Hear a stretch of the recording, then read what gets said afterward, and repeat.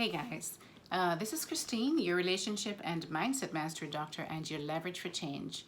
And today I wanted to come to basically speak about the different attachment styles and just to give you a perspective, a different perspective, instead of focusing on just one style. To give you a kind of a perspective of the overall dynamic that happens when one attachment style is in relationship with another, attachment style, and also to give you this, disclaimer that really there is not any, hard and fast rule, meaning that people are individuals and each individual is going to be along a spectrum of attachment style that they're exhibiting, whether it be the anxious preoccupied, the secure attachment, the dismissive avoidant, and the fearful avoidant. So guys, I just wanted to really bring that to your attention, that nothing is going to be, one person may not be all dismissive avoidant, or all secure attachment, or all anxious preoccupied, or all fearful avoidant, right? So with that in mind as a base of our conversation, I want to go ahead and just basically say that I want to go ahead and kind of give you the characteristics of each individual style.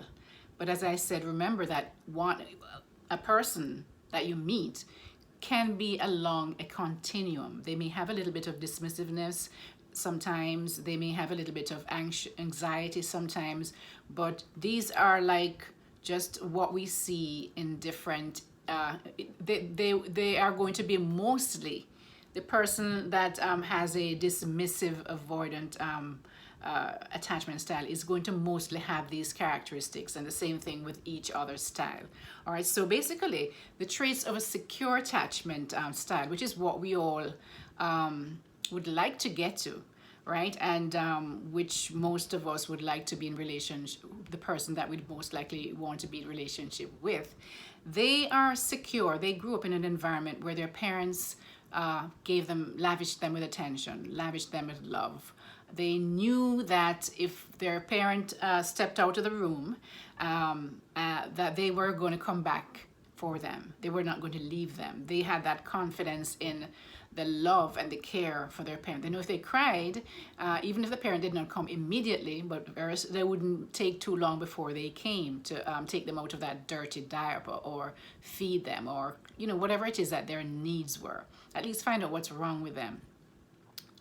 Somebody with a anxious preoccupied style now, usually in life, they show up as they're usually very charismatic, because these are people who they're outgoing. They love, they you could say they wear their hearts on their sleeve, meaning they're very open to love and caring, and very but they also need that love. And so if they're in relationship now, these characteristics will show up in relationships with people who are like dismissive avoidance and fearful avoidance, who have the opposite tendencies of wanting to be by themselves, right? And so really neediness only comes when you don't get your when you cannot get your needs met. So an anxious preoccupied, usually described by maybe a fearful avoidant, or a dismissive avoidant, who wants to be by themselves, who cannot take emotional nothing too emotional, that emotional intensity. They can't take emotional intensity, and these are the dismissive and the fearful will eventually will leave the relationship, or take a break, or want to be by themselves, or they just cannot take emotional intensity. And emotional intensity can come in different forms. Emotional intensity can come when the couple is really getting really close. They're getting really close, and that there's this emotional, tightness, closeness.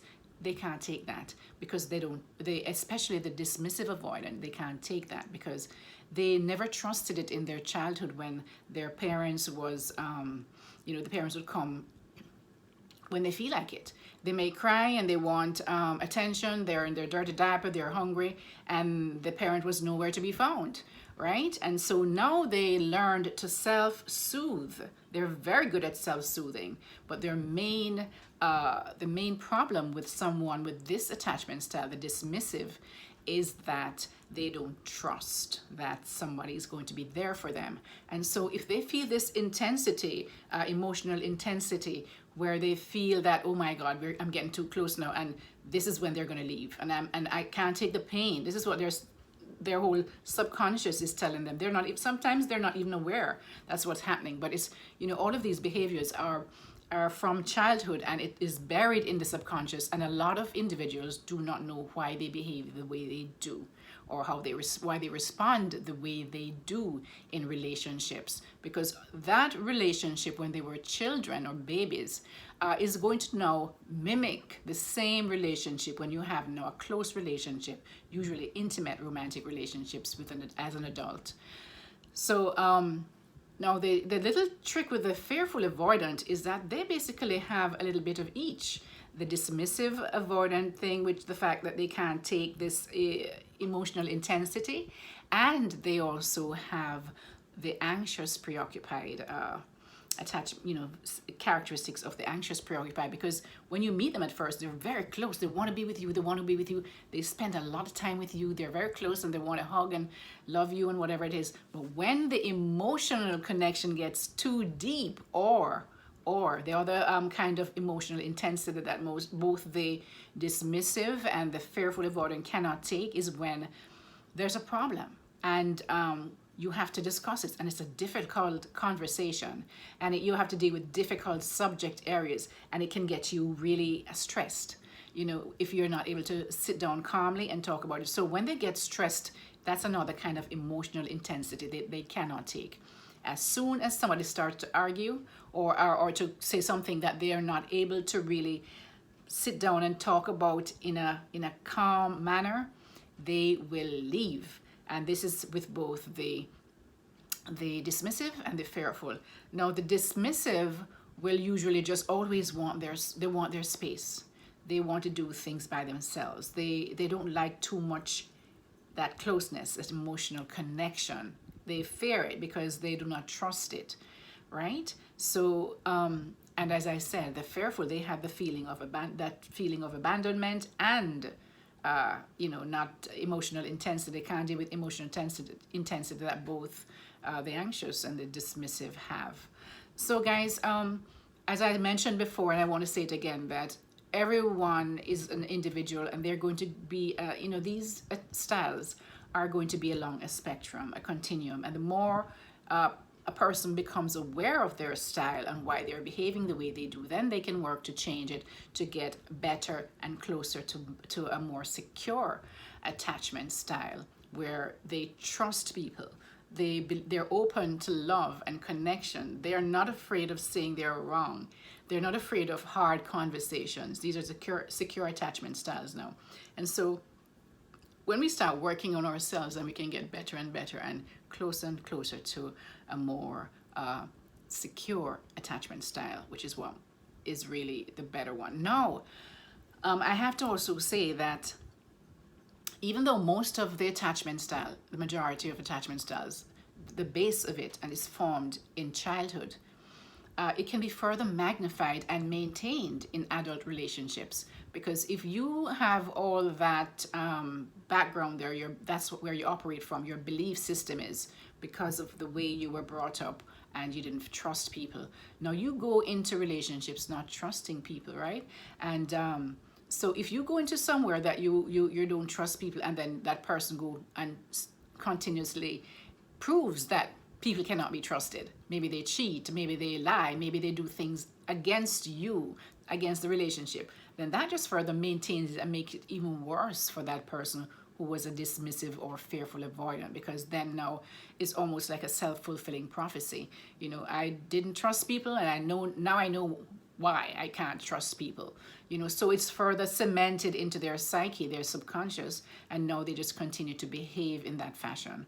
So guys, just another thing is to that's why I always say it's so important to kind of date really slowly and get to know the person that you're with. And the important thing is to make sure that your needs are going to be met. This person that you're dating can meet your needs, because you know, we're not going to be needy in relationships. We're going to come with our own strength. That's the whole goal of it, right? But relationships are social, you know, we are socialized to have relationships.